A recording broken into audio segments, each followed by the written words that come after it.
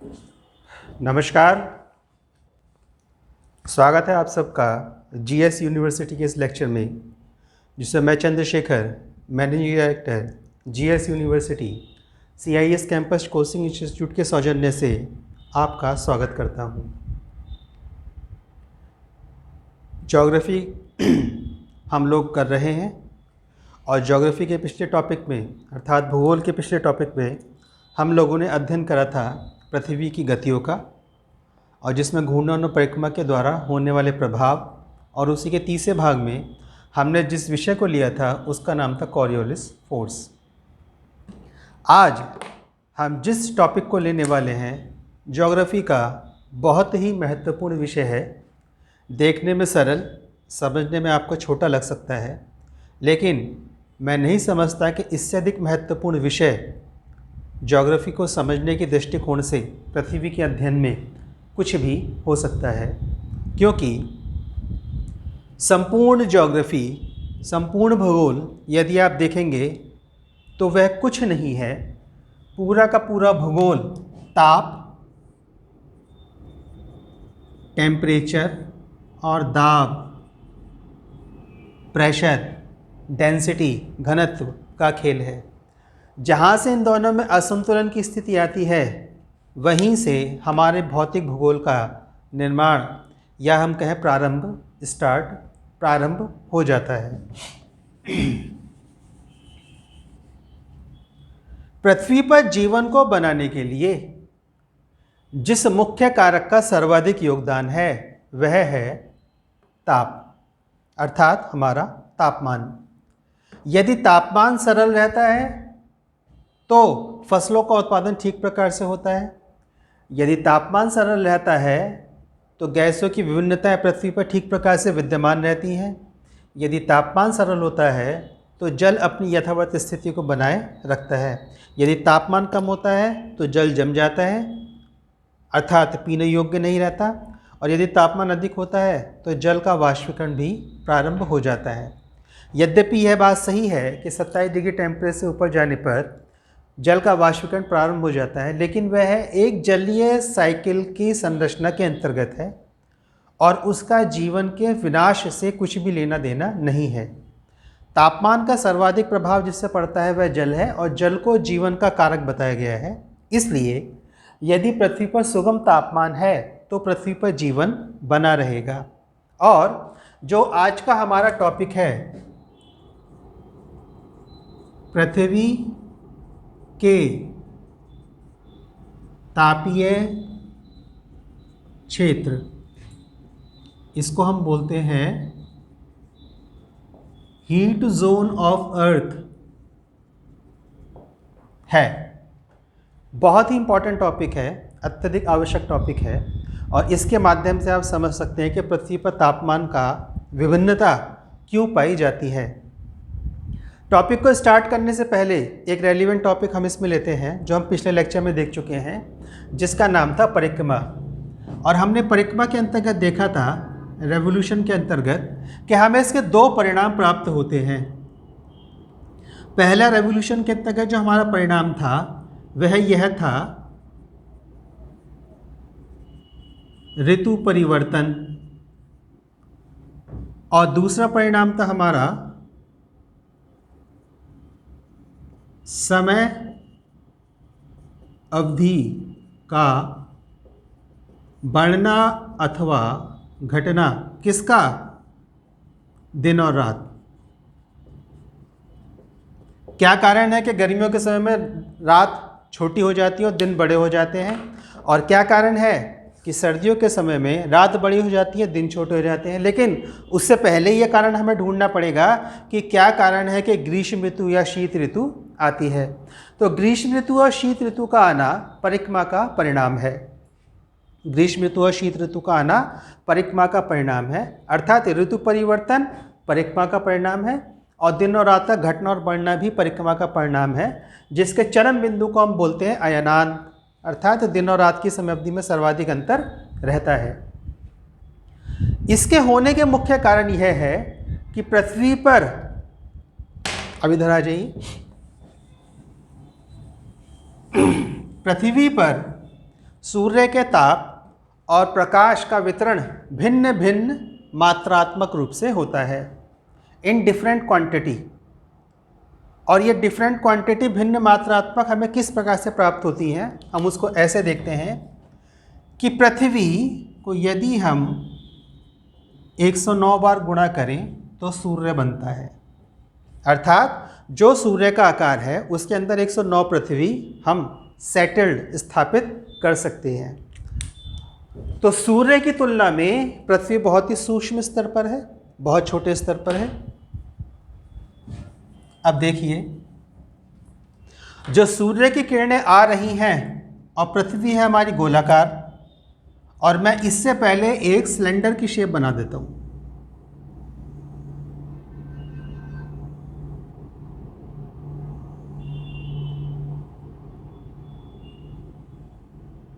यदि हमारी पृथ्वी बेलनाकार रूप में होती, बेलन के आकार की रूप की होती, तो क्या होता कि सूर्य की जो भी किरण आएगी वो इससे सीधे टकराएगी।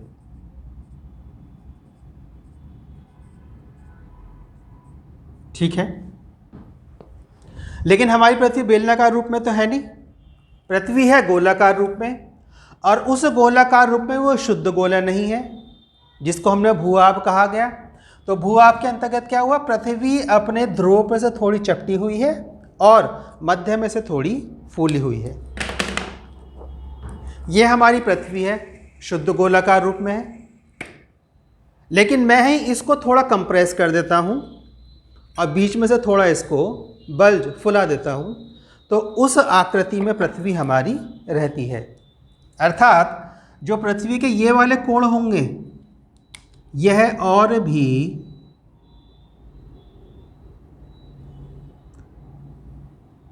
शार्प हो जाते हैं, तीव्र हो जाते हैं।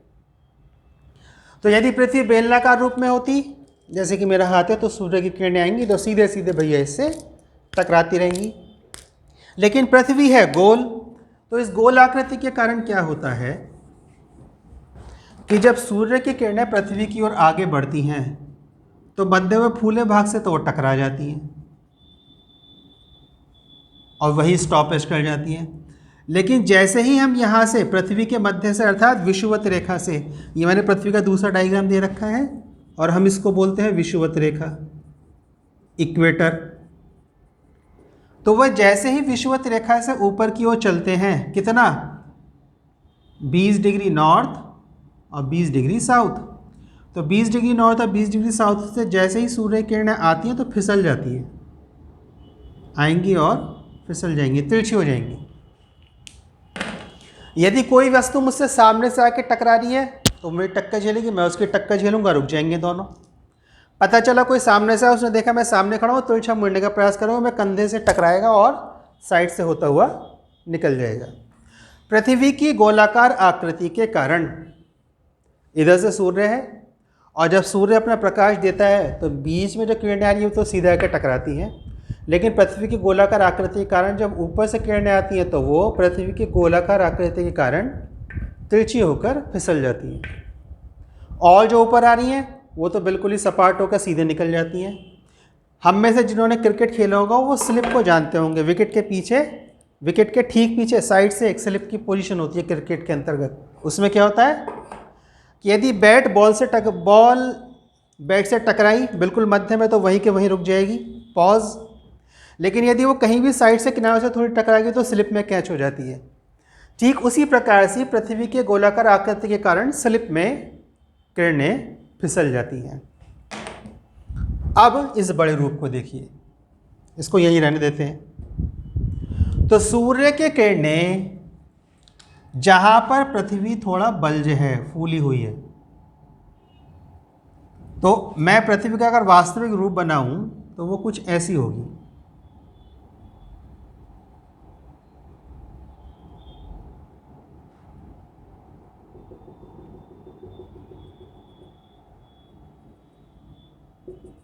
अर्थात अगर हम पृथ्वी को यहाँ तक मान लें तो अपने ध्रुव पे से थोड़ी चपटी हुई और मध्य में से थोड़ी फूली हुई, ये फूली हुई है।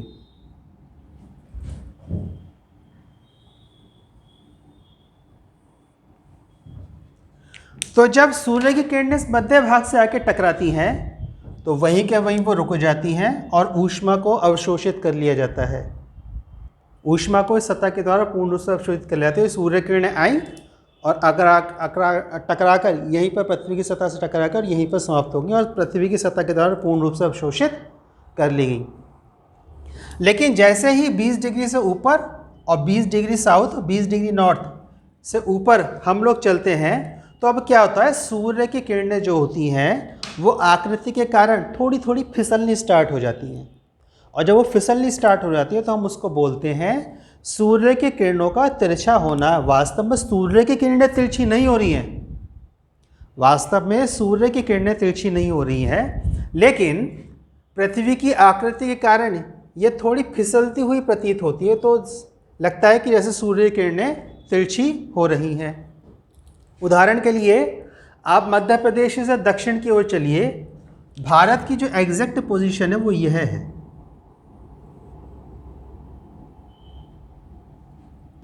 और यह है कर्क रेखा।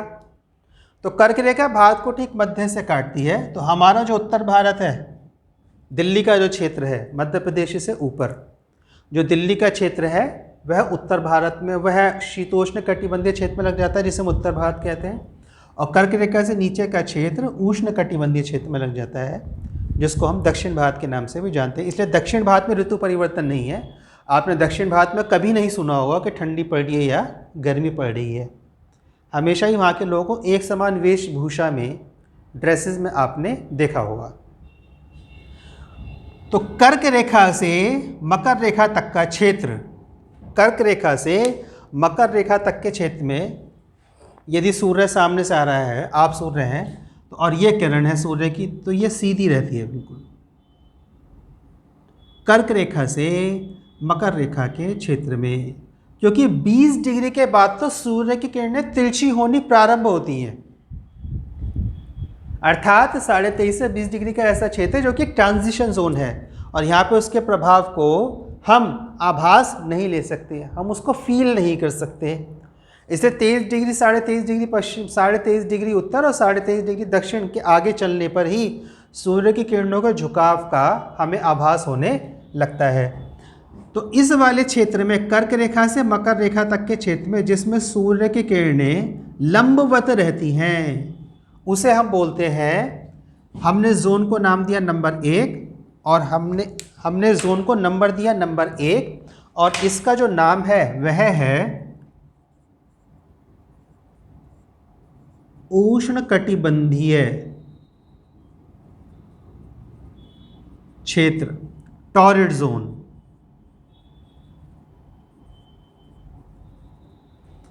थोड़ा सा शुद्ध हिंदी का शब्द लें, उष्ण, गर्म, गर्मी, बहुत अधिक गर्मी। कोई एक आग का गोला और आप उस आग के गोले के निकट है लेकिन सीध में बैठे हुए हैं। ये एक आग का गोला है, सपोज इसे पृथ्वी न मानिए, ये आग का गोला, आप इसकी सीध में बैठे हुए हैं तो इसका ताप आपको अधिक लगेगा। बनस्पति इसके ये आग का गोला है, आपकी दूरी तो इससे सेम है, आपकी दूरी तो इससे सेम है, लेकिन आप कहीं ऊपर की तरफ कुर्सी डाल के बैठे या नीचे की तरफ कुर्सी डाल के बैठे हैं तो आपको इसके ताप का आभास कम होगा, क्योंकि नीचे वाले क्षेत्र पर जो आपका बेस है वो उस ताप के प्रभाव को रोकने का प्रयास करेगा। तो यह वाला क्षेत्र जिसमें वर्ष भर सूर्य की किरणें लंबवत रहती हैं, कर्क रेखा से मकर रेखा तक का क्षेत्र, हम इसको बोलते हैं उष्ण कटिबंधीय क्षेत्र, टॉरिड जोन। चूंकि वर्ष भर सूर्य की किरणें सीधी पड़ती हैं इसलिए जो तापमान होता है, टेम्परेचर, वो बहुत अधिक रहता है और एवरेज टेम्परेचर जो है वो है इसका प्लस के 30 डिग्री सेंटीग्रेड एवरेज। जो मैक्सिमम टेम्परेचर होता है वह होता है 50 डिग्री सेंटीग्रेड और जो मिनिमम टेम्परेचर होता है वह रहता है 0 से 5 डिग्री सेंटीग्रेड। दिन का तापमान 50 डिग्री के आसपास पहुंच जाएगा और रात का तापमान 0 से 5 डिग्री के आसपास पहुंच जाएगा। तापमान में इतनी विभिन्नता क्यों है, यह हम इसी टॉपिक के दूसरे भाग में डिस्कस करेंगे जब हम वहाँ की वनस्पति और जलीय स्थिति को डिस्कस करेंगे, चर्चा करेंगे उस पर।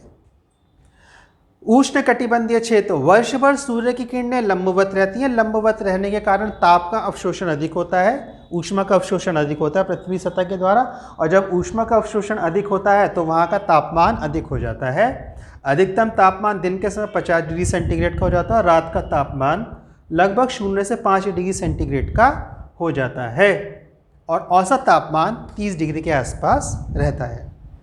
अब इससे ऊपर आइए, कर्क रेखा से ऊपर उत्तर की ओर और मकर रेखा से नीचे दक्षिण की ओर, कहाँ तक? 66.5 डिग्री नॉर्थ तक, 23.5 से 66.5 डिग्री नॉर्थ तक, और 23.5 से 66.5 डिग्री साउथ तक। यह जो क्षेत्र है इसमें सूर्य की किरणें झुकी हुई रहती हैं।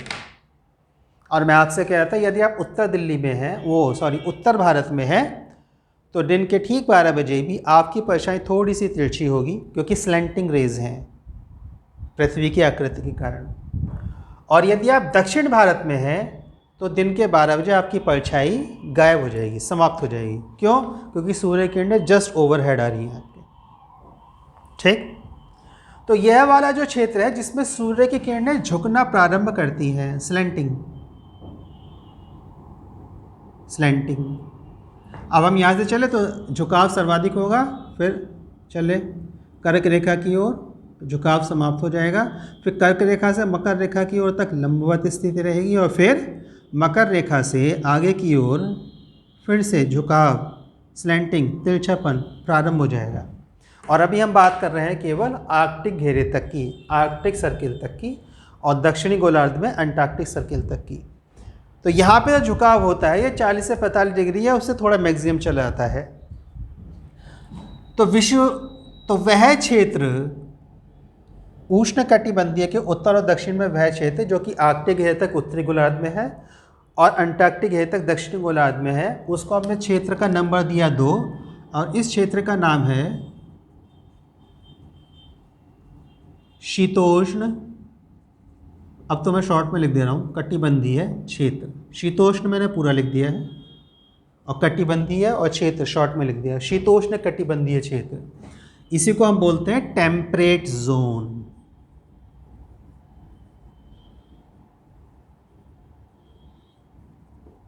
टेम्परेट जोन, ध्यान दीजिए क्या है?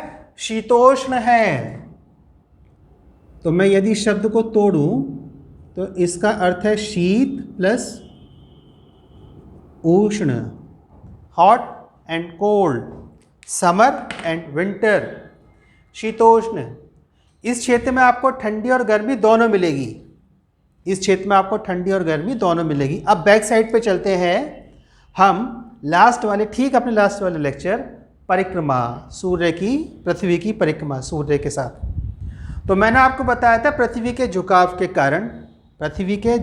कारण, अपने अक्ष पर झुकाव के कारण सूर्य की परिक्रमा करते समय उत्तरी ध्रुव और दक्षिण ध्रुव की दूरी आपस में सूर्य की तुलना में बनिस्बत घटती या बढ़ती है। यदि पृथ्वी झुकी नहीं होती है तो दूरी समान रहती है सूर्य से कहीं भी, क्योंकि सूर्य तो स्थिर है, लेकिन पृथ्वी सूर्य की परिक्रमा कर रही है। अब पृथ्वी झुकी हुई नहीं है, इसलिए उत्तरी ध्रुव और दक्षिणी ध्रुव, या उत्तरी गोलार्ध या दक्षिणी गोलार्ध सूर्य से समान दूरी रखेंगे। लेकिन झुकाव के कारण यदि सूर्य इधर है ना, तो दक्षिणी ध्रुव सूर्य के लिए स्वतः निकट पहुंच जाएगा। यदि झुकाव नहीं होता तो नहीं पहुंचता, लेकिन झुकाव आ गया तो दक्षिणी ध्रुव सीधे पहुंच गया सूर्य के निकट, और इस कारण से दक्षिणी गोलार्ध सूर्य के प्रत्यक्ष रेखा के केंद्र पर आ गया है। जबकि उत्तरी ध्रुव झुकाव के कारण सूर्य से स्वतः दूर हो गया है, और इस कारण से जो उत्तरी गोलार्ध था वह सूर्य की अप्रत्यक्ष किरणें लेगा अपने पास। तो शीतोष्ण कटिबंधीय क्षेत्र में शीत और उष्ण दोनों हैं। तो यदि हम उत्तरी शीतोष्ण कटिबंधीय क्षेत्र की बात करें तो अब इस पे आपको ध्यान देना पड़ेगा कि सूर्य की लंबवत किरणें उष्ण कटिबंधीय क्षेत्र में रहती हैं, और 21 जून को सूर्य की ठीक लंबवत स्थिति कर्क रेखा पर होती है, 22 जून को सूर्य की ठीक लंबवत स्थिति मकर रेखा पर होती है, और 23 सितंबर, 21 मार्च या 21 मार्च और 23 सितंबर को सूर्य की ठीक लंबवत स्थिति विषुवत रेखा पर होती है। तो जब सूर्य की लंबवत स्थिति कर्क रेखा पर होती है तो उत्तरी शीतोष्ण कटिबंधीय क्षेत्र में होती है गर्मी, ग्रीष्म। और वहीं सूर्य की जब ठीक सूर्य की किरणों की लंबवत स्थिति मकर रेखा पर होती है, तब दक्षिणी शीतोष्ण कटिबंधीय क्षेत्र में होती है ग्रीष्म। तो यदि सूर्य की स्थिति मकर रेखा पर लंबवत है तो दक्षिणी शीतोष्ण कटिबंधीय क्षेत्र में हो जाएगा ग्रीष्म। इसका ठीक अपोजिट यहाँ पर हो जाएगी सर्दी। और जब सूर्य मकर रेखा पर लंबवत है और यहाँ पे गर्मी है तो दक्षिणी शीतोष्ण कटिबंधीय क्षेत्र में हो जाएगी सर्दी। ठीक, इसलिए मैंने आपको बताया था 21 जून को उत्तरी गोलार्ध में क्या होता है, ग्रीष्म अयनान, और 22 दिसंबर को दक्षिणी गोलार्ध में होता है ग्रीष्म अयनान। तो जब उत्तरी गोलार्ध में ग्रीष्म अयनान होता है तो दक्षिणी गोलार्ध के शीतोष्ण कटिबंधीय क्षेत्र में होता है शीतायनान। और जब यहाँ पर ग्रीष्म अयनान आएगा 22 दिसंबर को तो उत्तरी गोलार्ध के शीतोष्ण कटिबंधीय क्षेत्र में हो जाएगा शीतायनान। यह किस कारण से होता है, ताप की विभिन्नता के कारण।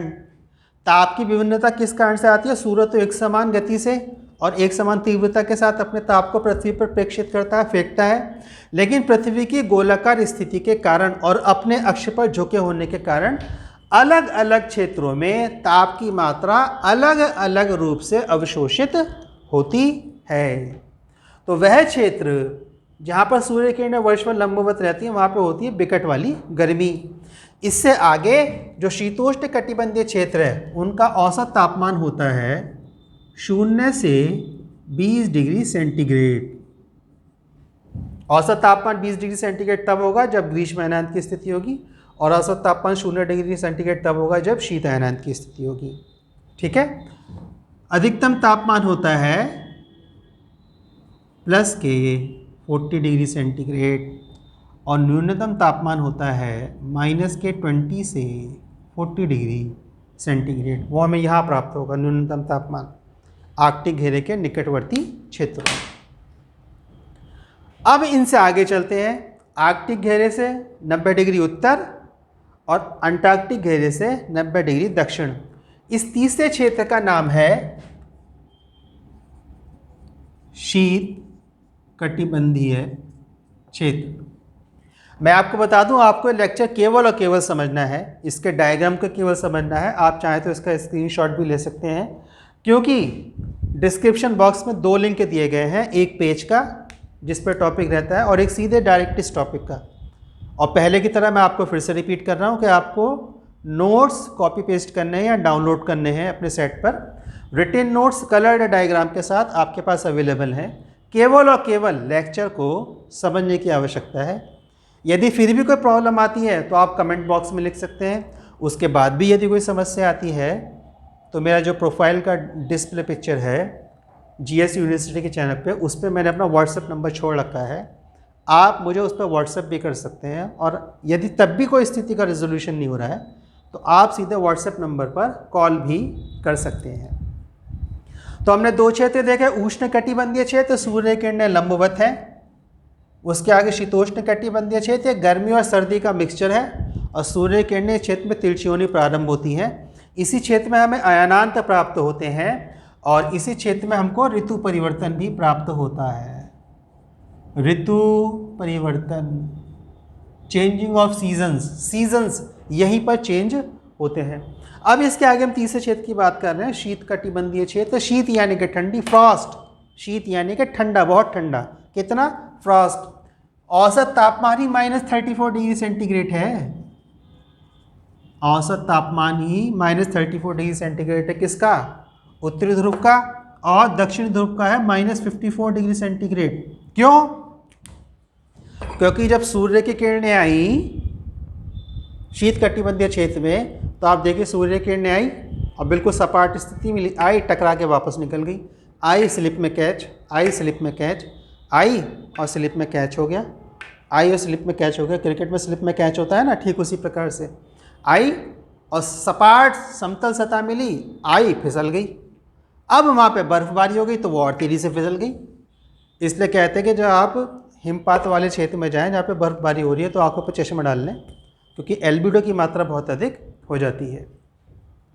और यदि वो डायरेक्ट आपकी आंखों पर पड़ गई तो आपको आँखों का जो प्रकाश है वह भी जानने की संभावना बन जाती है। इसलिए आपने देखा होगा सियाचिन वगैरह के क्षेत्र में जो मिलिट्री पोस्ट वगैरह होती हैं उसमें जो हमारे सैनिक होते हैं वो ऑलवेज ब्लैक कलर का जो गूगल होता है, बड़ा वाला चश्मा, उसे गूगल बोलते हैं, जो आपकी आंखों को कवर्ड कर लेता है, उसको पहन के रखते हैं। शीत कटिबंधीय क्षेत्र नाम से ही स्पष्ट है, शीत बहुत ठंडा, जमने लगता है यहाँ पे सब कुछ। औसत तापमान उत्तरी ध्रुव का -34 डिग्री सेंटीग्रेड और दक्षिणी ध्रुव का -54 डिग्री सेंटीग्रेड। ऋतु कुछ नहीं है, सूर्य के सनरेज भी नहीं है। यदि 6 महीने का दिन निकल रहा है, 6 महीने का दिन और रात का कॉन्सेप्ट आपको यहीं ध्रुवों पर मिलता है, और उसमें 6 महीने में यदि दिन होती है तो रात शाम के समय जैसी होती है, और यदि 6 महीने रात होती है तो दिन जो होता है वो भोर के जैसा होता है। इसलिए यहाँ पे जीवन रहने योग्य है नहीं। इससे अच्छा तो आप उष्णकटिबंधीय क्षेत्र में रह लें। लेकिन जो जीवन की सबसे सुगम स्थिति मिलती है वह शीतोष्ण टेम्परेट जोन में आपको मिलती है, गर्मी और ठंडी का रहता है। जनसंख्या घनत्व भी सर्वाधिक होती है। तापमान अधिक है, दाब कम है, तापमान अधिक है, दाब कम है, तापमान कम है, दाब अधिक है। अब यदि तापमान की वेरिएशन है तो यहाँ पे दाब की वेरिएशन रहेगी। यदि दाब की वेरिएशन है तो क्लाइमेटिक वातावरणीय परिस्थितियों की भी वेरिएशन, विभिन्नता इसके अंतर्गत बनी रहती है। हम फिर से इसको रिकैप में देखते हैं। यदि पृथ्वी एक सपाट बेलनाकार फॉर्म में होती तो इस पर ताप का परिवर्तन कम से कम सूर्य के प्रकाश की किरणों के माध्यम से तो हमको नहीं मिलता, क्योंकि फिर पृथ्वी की सतह पर सूर्य की किरणें फिसलती नहीं, इसलिए पृथ्वी के सतह पर सूर्य की किरणों का अवशोषण समान रूप से होता है। लेकिन पृथ्वी है गोलाकार, उसमें भी शुद्ध गोलाकार नहीं है, मध्य में थोड़ी फूली हुई और फ्लैट है हल्की सी, जबकि अपने ध्रुव पर थोड़ी सी दबी हुई है, इसलिए फ्लैट सरफेस और बन जाती है सूर्य किरणों को आने के लिए। इस कारण से पृथ्वी पर 3 तापीय क्षेत्र बनते हैं। उष्णकटिबंधीय क्षेत्र जिसको हम टॉर्रिड जोन बोलते हैं, शीतोष्ण कटिबंधीय क्षेत्र जिसको हम टेम्परेट जोन बोलते हैं, और शीत कटिबंधीय क्षेत्र जिसको हम फ्रिजिड जोन बोलते हैं। इसमें जो सबसे बड़ा क्षेत्र है वह हमारा शीतोष्ण कटिबंधीय क्षेत्र है, क्योंकि आप देखिए 23 से 66 तक, तो यहाँ पे भी लगभग हमको कितना मिल गया, 43 डिग्री, और 43 डिग्री यहाँ पे, तो यह लगभग 86 अक्षांशों का क्षेत्र है। इसके विपरीत उष्ण कटिबंधीय क्षेत्र जो है वह लगभग 46 अक्षांशों का क्षेत्र है। और जो सबसे छोटा क्षेत्र आपको मिलेगा वह मिलेगा आपको शीत कटिबंधीय क्षेत्र का। ये दोनों क्षेत्र समान है लगभग। अब हम इसके दूसरे भाग में ये डिस्कस करेंगे, यदि ताप की विभिन्नता है तो दाब की भी विभिन्नता होगी, और जब दाब की विभिन्नता होगी तो यहाँ पे वनस्पतियाँ किस प्रकार से मिलेंगी और कौन से क्षेत्र में मानव सर्वाधिक रहना पसंद करता है, मानव या अन्य प्रजातियाँ सर्वाधिक रहना पसंद करती हैं। तो अभी तक के लिए आप सबको मेरी तरफ से धन्यवाद कि आपने इस लेक्चर को देखा। सबको प्रणाम, और मिलते हैं अब अपने अगले लेक्चर में, पृथ्वी के तापीय क्षेत्र का भाग 2।